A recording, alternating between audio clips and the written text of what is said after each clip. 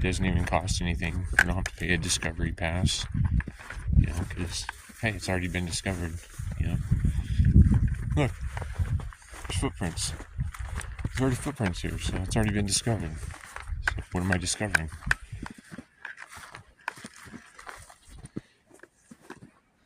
It's kind of a deal that, they're making people pay to experience nature.